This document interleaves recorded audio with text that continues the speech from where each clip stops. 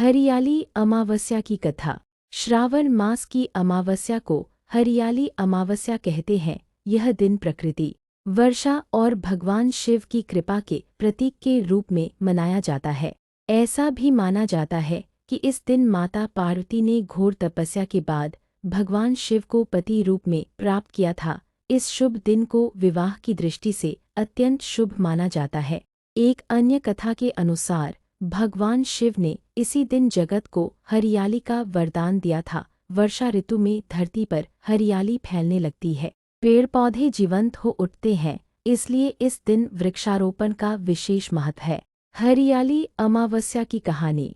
बाबूलाल एक साधारण किसान था। वह भगवान शिव का परम भक्त था। उसका जीवन कठिनाइयों से भरा था। न खेत में उपज, न घर में सुख, पर उसके हृदय में शिव के लिए अटूट श्रद्धा थी।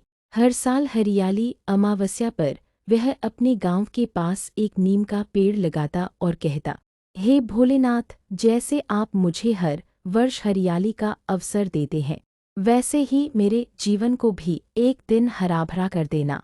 गांव वाले उसका मजाक उड़ाते, हर बार एक पेड़ लगाता है पर खुद के घर में अनाज नहीं। बाबूलाल मुस्कुरा देता, पेड़ दूसरों के काम आते हैं और शिव सब देखते हैं। साल दर साल बीते, बाबूलाल बूढ़ा हो गया, पर हर साल एक पेड़ लगाना नहीं छोड़ा।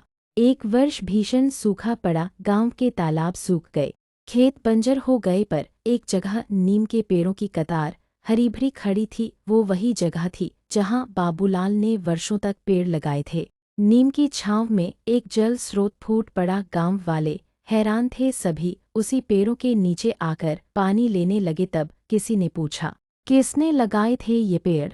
एक वृद्ध बोला, ये तो बाबूलाल के हाथों का हरियाली अमावस्या था। गांव वालों की आंखें भर आईं। बाबूलाल अब इस दुनिया में नहीं था, पर उसकी भक्ति, उसका श्रम और शिव के प्रति उसकी श्रद्धा हरियाली बनकर गांव को जीवन दे रही थी। इस कहानी से हमें यह सीख मिलती है कि हरियाली अमावस्या सिर्फ प्रकृति का पर्व नहीं, श्रद्धा, धैर्य और सेवा का पर्व है।